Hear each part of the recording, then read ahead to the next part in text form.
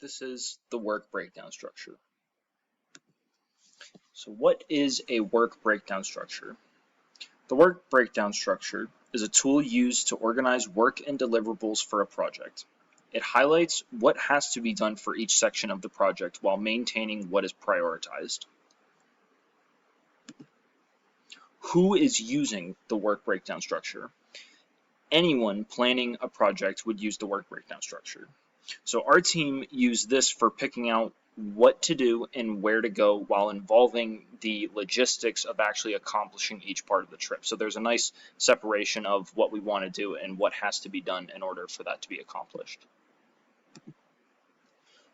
When is the work breakdown structure used? Well, it's used when planning a project. It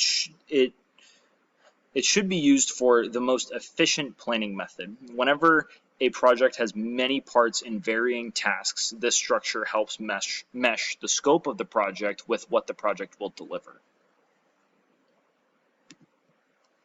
Why is it used?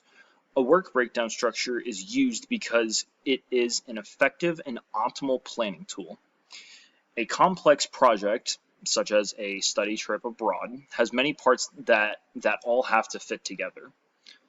The scope is the overarching goal of the project. While working down the structure, it gets more specific and logistical. This just helps plan what wants to be done and what has to be done to fulfill that goal. So, our project scope. Our scope statement: we are taking a study abroad trip to Germany, and we are hoping that with the WBS that it will be interesting, amazing, and educational. That is what we plan to deliver, and that is what the scope statement is.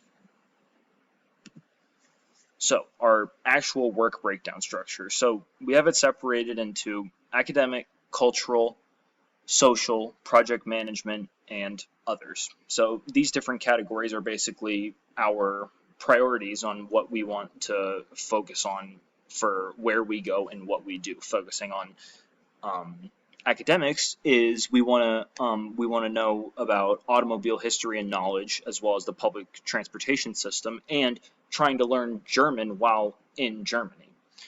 And for cultural, we have going to the Berlin Wall,